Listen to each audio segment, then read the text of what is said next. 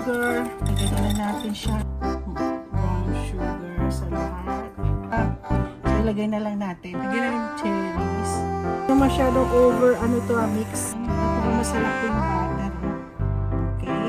Aking upside down cake.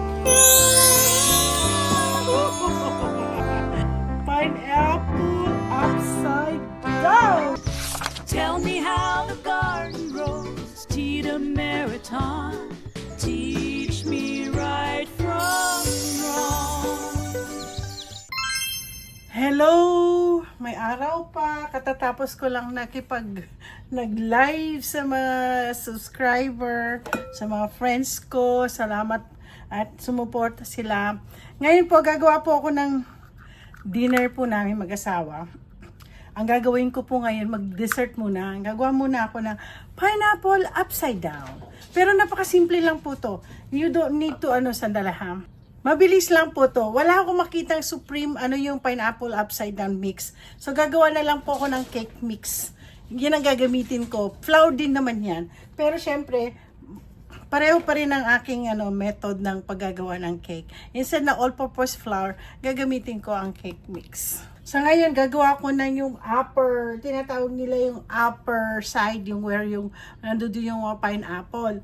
So ngayon, gagawa lang natin dito is 1/4 cup ng gagamitin ko to plus plant-based na na butter at saka 1/4 cup na brown sugar. I-whisk natin. Ang 1/4 cup na sugar na gagamitin ko ay monk fruit.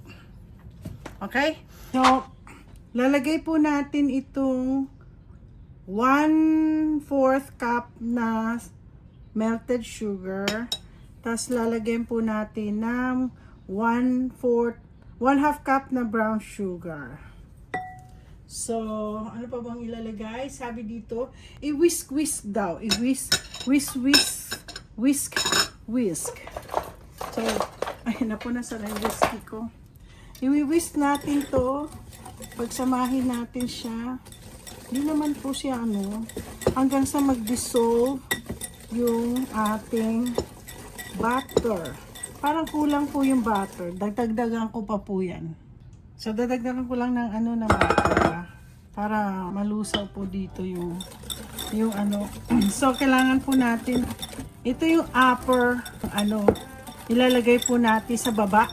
Ay, hindi pala to upper, ito yung lower part. So, yan, brown sugar. Lagyan lang natin siya. Na-whisk na sa atin. Ilalagay po natin po dun sa bun. Yan. Anin natin muna. So, guys, ito gagamitin natin ang bun pan.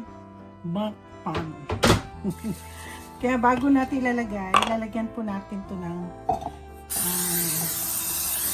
yung bawat kailangan natin siya. Lang natin. Ilagay natin lahat dapat i-grease natin siya. So, dapat lahat ito to. Tingnan natin. Dapat yan. So, may iba kasi wala Yan. Paabutin natin yung mantik. yung grease nito maging grease dyan. Yan. Though greaseless na to, lang natin. So, ganyan po yan. Ngayon, pag nailagay, na-grease na natin po lahat. Teka natin, lagyan natin ng grease dito. Yan. Gi-grease po natin. So, ngayon, next natin gagawin dito, ilalagay natin yung brown sugar na minix natin. Winis natin to. So, ilalagay natin yung brown sugar sa lahat. Yan, gaganin natin yan. Okay. Meron ako isang buo. Hahatiin po natin siya. Okay? So, titignan natin dapat mag-stand. Kaya ganun ba yun? Stand natin. Stand daw po dito yung mga pineapple. Yan. Nakita nyo? Yan. Ganyan po yan. Madali lang naman kasi meron na siyang paglalagyan. Isa-isayin natin yan. Tapos, ilalagay po natin ang cherries. Ay, tanggalin po natin yung ano. Lagyan pa ba natin? Sige, lagyan. Ay, wag. Pangit tignan. Ay, hindi. Naka-ano siya eh. So, ilagay na lang natin siya. Lagyan na yung cherries. Pero parang hindi siya maganda. Tanggalin ko na rin. Sandali, kukuha ko ng kutsilyo. Tinanggal ko na po. Nakakainis. Ay, nahulog. Naku, dapat naka-stand to. Teka, nahulog.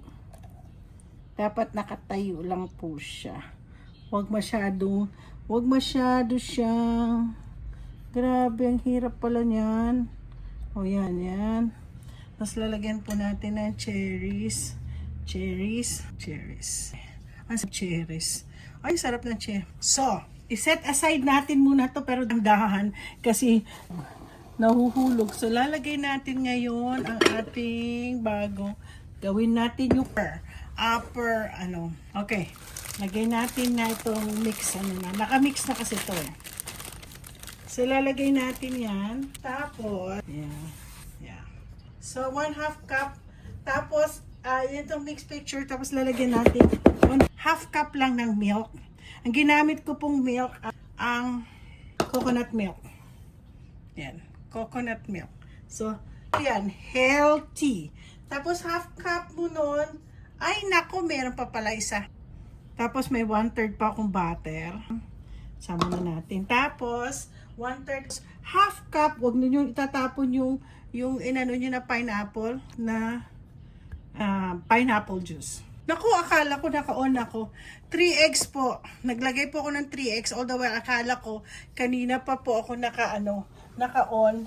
So ngayon, ang gagawin po natin, i-mix na po natin itong upper cake. We will, niya siya. Oh. So, until fluffy po to, gagawin natin siya hanggang fluffy ang ating cake. Madali lang po, mabilis. Kasi magluluto pa ako ng ngayon, potatoes. Matagal na naman yun, anong oras na. Darating na asawa ko, 5:00 na. So, kailangan matapos ko to habang nagbe-bake. Hanggang fluffy, may fluffy natin siya. Ayan na natin. Huwag na masyadong mix. Kasi hindi rin maganda po ang Tingnan, fluffy na po siya. Nakita niyo na po yan. Off ko na to. Ooh. Ang ganda po ng aking Tingnan niyo po yung aking mixer. Smeg. Socialin na Smeg. Paborito ko talaga ito. Ang lang dyan is yung ilalagay mo dito. So, gagawin ko na lang po is ililipat po natin sa dali. Ilalagay natin dito. Yan. At po masarap po yung butter. Oh. Okay. Lagay po natin dyan. Alam niyo po itong pineapple upside down. Ito yung pinaka-paborito kong lutuin nung nag-uumpisa po akong gustong-gusto kong mag-bake ng cake. Ito po, batang-bata pa po ako. High school pa lang yata ako. Alam ng mga kaibigan ko na napakadali lang po kasi 'di ba meron diyan yung mix talaga yung talagang yung maganda yung mix niya. Sandali. Alam niyo hindi ko na ginamit ko na yung mix talaga kasi dito sa mix na yan meron na kasi po siyang sa loob ng mix meron na siyang baking powder, ganyan. Madali na lang po. Kung pwede naman ako gumawa ng all-purpose flour, parang maano ko na talagang baker talaga ako. Madali lang, kaya lang nagmamadali lang po ako. At saka mahirap din. Ito po ay aking food vlog. Ang aking mga paboritong masugas na po tayo. Marami pa pong natitira. Lalagyan po natin mga iba dito. Ayan. Nakatalikod na naman ako, no? Nakatalikod. Teka, sandali. Ito. Meron pa akong natitira, sayang eh. Nangihinayang po ako. Sige, okay na yan. So, gagawin natin, ipantay-pantay lang po natin yan bago natin po ilagay sa cake. Yan. So, lagay natin yan. Sana po successful din naman po ang aking paggawa ng aking pineapple upside. Alam niyo sa totoo lang, hindi dahil ito ay una-una kong ginagawang cake noon. Ito po yung paborito ko. Tsaka maganda po to ang ginamit kong sugar ngayon, ay pwedeng kainin ng mga diabetic to. Kasi, gumamit po ako ng monk fruit. Yung sugar ko po ay isang monk fruit. So, pwede na yan. Anin lang natin to kasi, tanggalin lang natin yan. Oh, yan. Siguro okay na yan. Lalagay ko na po siya. Ready na po siya. Ilagay sa oven. Ayan, ayan. Ayan na po. Lalagay na natin sa oven yan. Gagamitin ko po itong second. Diyan po ako. Mainit indeed. 350 degrees po. Mga 40 to 45 minutes po. Yan. Gagamitin ko naman po yung second kasi hindi ko po madalas nagagamit yan. Okay guys, ito na. Ito na ang aking upside down cake. Kaya lang masyado po siyang mainit. Medyo hintayin po na natin dyan. Ito po. Subukan lang. Uy, ang lambot. Ay, malambot siya. I-ano lang natin siya na yan. Hiwa-hiwalay naman po. Nakakatuwa naman siya. Tignan. Ito na. Dito na po tayo. Ito, subukan na natin. Oops. Hinawakan ko na lang na meron akong ano. Oh, sana po maging success. May narinig ba ako? Tingnan natin. Ang init. Che-che-cheng. Tingnan natin. Successful yung aking ayaw.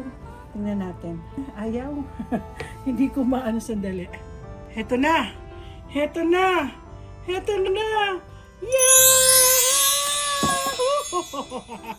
Ayan na po ang aking pineapple upside down. Naku po ay natutuwa. Kukunan ko ng picture yan. Ito na po ang aking pineapple upside down. Palamigin po natin ng konti para medyo masarap-sarap siya. So, okay, ito na po ang aking ginawang pineapple upside down. Ang aking paboritong kainin. Mamaya ko na kasi sabay kong kainin ng apple upside down tsaka yung potato balls. Dalawang dish ang ginagawa ko po ngayon.